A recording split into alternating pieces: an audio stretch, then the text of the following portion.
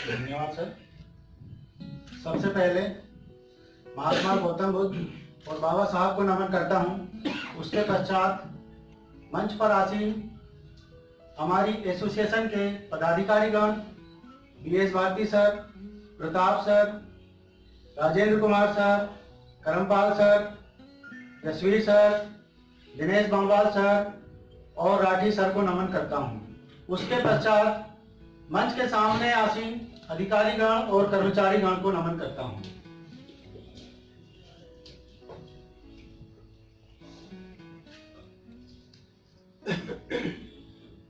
अधिकारीगण जो अधिकार रखते हैं हमें आदेश देने का, अधिकारीगण जो अधिकार रखते हैं हमारी समस्याओं को सुलझाने का, अधिकारीगण जो अधिकार रखते हैं हमें एक परिवार में बांधने का, और हमारा संगठन ही हमारा अपना परिवार है। पर संगठन का निर्माण कैसे होता है? जब कोई व्यक्ति कोई काम शुरू करता है और उस काम को करने में वो अपने आप को अक्षम पाता है, जब वो दूसरों की सहायता लेना स्टार्ट करता है। यह एहसास कि मैं इस काम को अकेला नहीं कर सकता, यह एहसास ही संगठन का निर्माण करता है।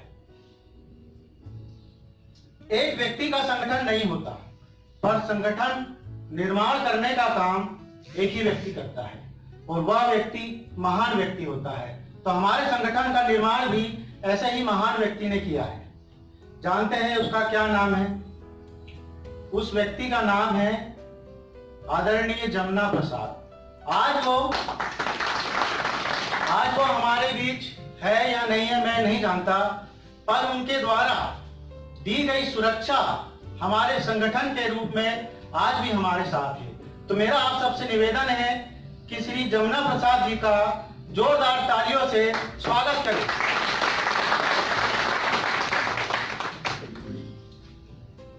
मैं बात करूंगा सिर्फ संगठन की। संगठन कैसे मजबूत हो सकता है? जैसे हमारा शरीर है, शरीर के विभिन्न अंग हैं। जब तक शरीर के विभिन्न अंग मजबूत नहीं होंगे तब तक शरीर भी मजबूत नहीं। उसी प्रकार संगठन के भी विभिन्न अंग हैं। जब तक ये संगठन के विभिन्न अंग मजबूत नहीं होंगे तब तक संगठन भी मजबूत नहीं होगा। तो संगठन का पहला पार्ट है ऑब्जेक्टिव। ऑब्जेक्टिव मीन्स उद्देश्य। बहुत सारे लोग बोलते हैं इसमें नया क्या है? ये तो मैं पहले से जानता हूं, ये तो मैंने पहले भी सुना है, इसमें नई बात क्या है? सुनना और जानना दोनों में अंतर है। हमारे लोग सुनने को ही जानना समझते हैं। जो सुना उस पर अमल किया कि नहीं किया यह इंपॉर्टेंट है। जब हम संगठन का निर्माण करते हैं तब हम लोगों को अपने साथ जोड़ते हैं, और जब हम लोगों को अपने साथ जोड़ते हैं तब हम उन्हें संगठन का उद्देश्य बताते हैं। तो हमारी सहमति और हमारी असहमति उस उद्देश्य के सापेक्ष होनी चाहिए, ना कि व्यक्ति के सापेक्ष। और जब हम अपनी सहमति या असहमति उद्देश्य के सापेक्ष देते हैं, व्यक्ति के सापेक्ष नहीं देते हैं, तब हम तन मन और धन से संगठन से जुड़ते हैं और संगठन मजबूत होता है। उद्देश्य को पूरा करने वाली हर बात सही है और उद्देश्य को नुकसान करने वाली हर बात गलत है। आपका फैसला ना किसी के समर्थन में ना किसी के विरोध में होना चाहिए। आपका फैसला उद्देश्य के समर्थन में होना चाहिए। Who is the right? कौन सही है? ये क्वेश्चन ही गलत है। Who is the right? कौन सही है? ये क्वेश्चन ही गलत है। What is the right? क्या सही है? यह इंपॉर्टेंट है। इसीलिए सबसे पहले हमें उद्देश्य को जानना अति आवश्यक है। संगठन का दूसरा पार्ट होता है आइडियोलॉजी, मतलब विचारधारा। संगठन कैसे मजबूत होगा? संगठन दो प्रकार से मजबूत हो सकता है। संगठन कैसे मजबूत होगा? जब संगठन के कार्यकर्ता मजबूत होंगे। और संगठन के कार्यकर्ता दो प्रकार से मजबूत हो सकते हैं, एक्सरसाइज से, व्यायाम से, कसरत से। पर इसकी संगठन को आवश्यकता नहीं, क्योंकि हमें हाथ पैर से नहीं लड़ना है।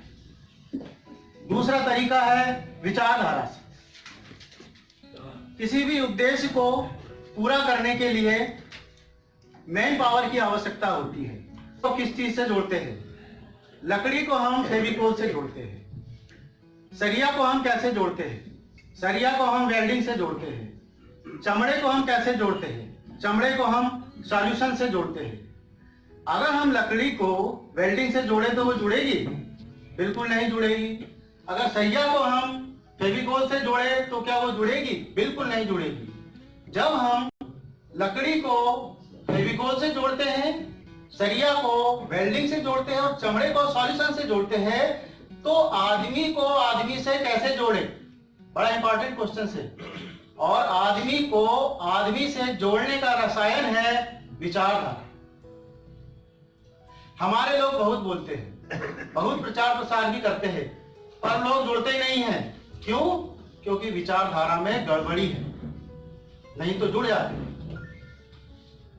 महात्मा गौतम बुद्ध, छत्रपति साहू जी महाराज, महात्मा ज्योतिबा राव फूले, बाबा साहेब अम्बेडकर, मान्यवर काशीराम जी, इन सभी ने विचारधारा को अपना मजबूत हथियार बनाया और नतीजा इस देश में कई महान क्रांतियां हुई।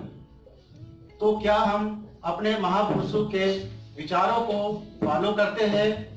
मेरे विचार से नहीं करते। हम सिर्फ उनके विचारों को मानते हैं, और जिस दिन हम उनके विचारों को फॉलो करेंगे उस दिन हम संगठन चलाना तो छोड़ो, हम इस देश को भी चलाएंगे, हम इस देश को भी चलाएंगे।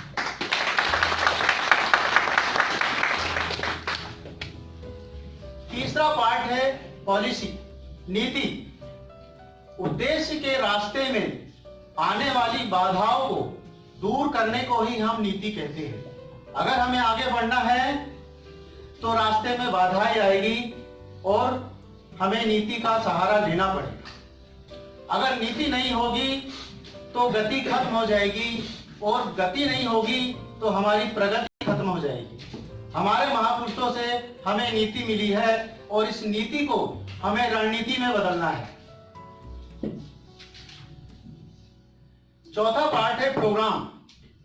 केवल उद्देश्य और विचारधारा से कोई भी संगठन प्रभावी नहीं बन सकता।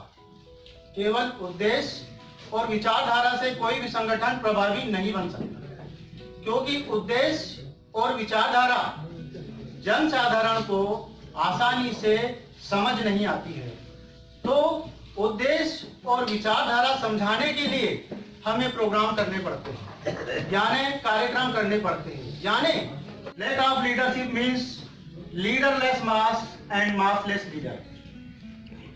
अगर गुलामों को अपना भविष्य का आकलन होता तो क्या वे गुलाम रहते? मतलब आकलन का कारण नेतृत्व का अभाव, लैक ऑफ लीडरशिप। लीडरशिप कैसे मजबूत हो सकती है? लीडरशिप संगठन में दो लोगों की वजह से मजबूत होती है, कार्यकर्ता और लीडर। कार्यकर्ता मीन्स कार्य प्लस कर्ता, जो कार्य करता हो। कार्यकर्ता सिर्फ अपना परफॉर्मेंस बढ़ाता है, लीडर जो दूसरों का परफॉर्मेंस बढ़ाता है। Who is the leader? A person who is responsible for the other performance.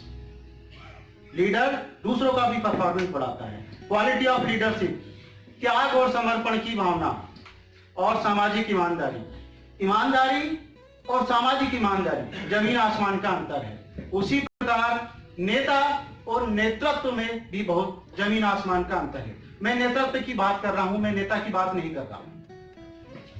नेता को पार्टी टिकट देती है, नेतृत्व को समाज मान्यता देता है।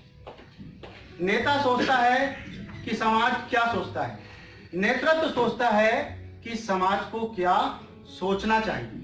नेता समाज को फॉलो करता है, नेतृत्व समाज को फॉलो करवाता है।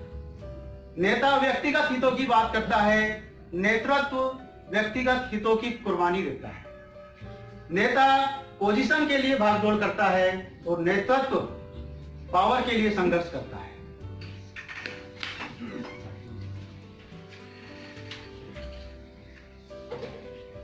छठवां पार्ट है डिसिप्लिन। इस पर मैं कोई बात नहीं करूंगा, ये सभी जानते हैं।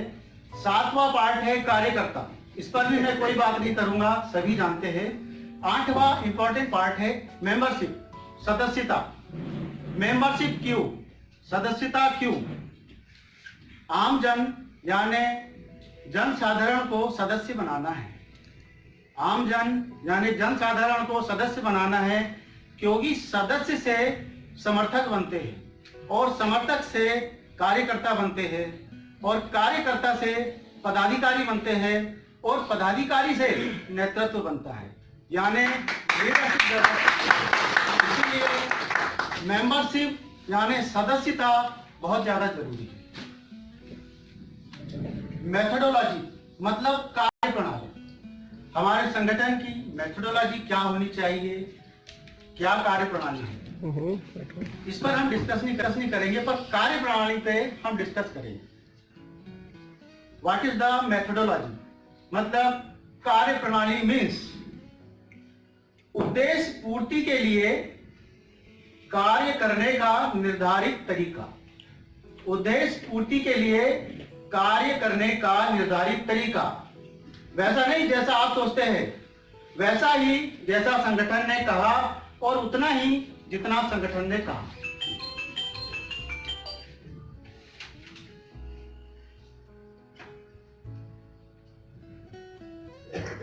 इस संगठन के सभी सम्मानित सदस्यों, हम सब यहाँ रिजर्वेशन लेकर आए हैं और रिजर्वेशन का मतलब होता है हिंदी में आरक्षण, और आरक्षण का मतलब संविधान में होता है प्रतिनिधित्व, और प्रतिनिधित्व का मतलब होता है समाज की तरफ से समाज के लिए प्रतिनिधि के तौर पर कार्य करना।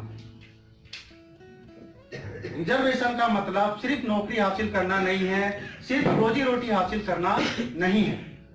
रिजर्वेशन का मतलब है प्रतिनिधित्व, और प्रतिनिधित्व का मतलब है समाज की तरफ से समाज के लिए प्रतिनिधि के तौर पर कार्य करना। तो क्या हम अपने समाज के लिए प्रतिनिधि के तौर पर कार्य करते हैं? अगर कार्य करते हैं तो ये बताएं, जिस रिजर्वेशन से हम नौकरी पाए हैं और जिस नौकरी से हम बेहतरीन ऑफिस पाए हैं, उस ऑफिस में बाबा साहब की फोटो है? अगर कार्य करते हैं तो ये बताएं, जिस नौकरी से हमें सरकारी घर मिला है, या हमने अपना घर खरीदा है, या हमने घर किराए पे लिया है, उस घर के पहले कमरे में बाबा साहब की फोटो है? यदि हमारे घर में बाबा साहब नहीं है, यदि हमारे ऑफिस में बाबा साहब नहीं है, तो हम समाज के प्रतिनिधि भी नहीं हैं, हम समाज के सदस्य हैं। मेरे घर में बाबा साहब है, घर के पहले कमरे में बाबा साहब है, और मेरी 8 साल की बेटी मुझसे पूछती है, जब हम स्कूल जाते हैं, जब हम पार्क जाते हैं, तो हम गुड मॉर्निंग बोलते हैं, हम गुड इवनिंग बोलते हैं, आप जय भीम कैसे बोलते हो? आपने घर के पहले कमरे में ये किनकी फोटो लगाई है, और इन्हीं की फोटो आप बदल बदल कर लगाते हो, ये कौन है? मैंने कहा बेटा ये बाबा साहब है। मैं समझ गया मेरी बेटी के मन में, या हमने घर किराए पे लिया है, उस घर के पहले कमरे में बाबा साहब की फोटो है। यदि हमारे घर में बाबा साहब नहीं है, यदि हमारे ऑफिस में बाबा साहब नहीं है, तो हम समाज के प्रतिनिधि भी नहीं हैं, हम समाज के सदस्य हैं। मेरे घर में बाबा साहब है, घर के पहले कमरे में बाबा साहब है, और मेरी 8 साल की बेटी मुझसे पूछती है, जब हम स्कूल जाते हैं, जब हम पार्क जाते हैं, तो हम गुड मॉर्निंग बोलते हैं, हम गुड इवनिंग बोलते हैं, आप जय भीम कैसे बोलते हो? आपने घर के पहले कमरे में ये किनकी फोटो लगाई है, और इन्हीं की फोटो आप बदल बदल कर लगाते हो, ये कौन है? मैंने कहा बेटा ये बाबा साहब है। मैं समझ गया मेरी बेटी के मन में बाबा साहब की विचारधारा आ गई है।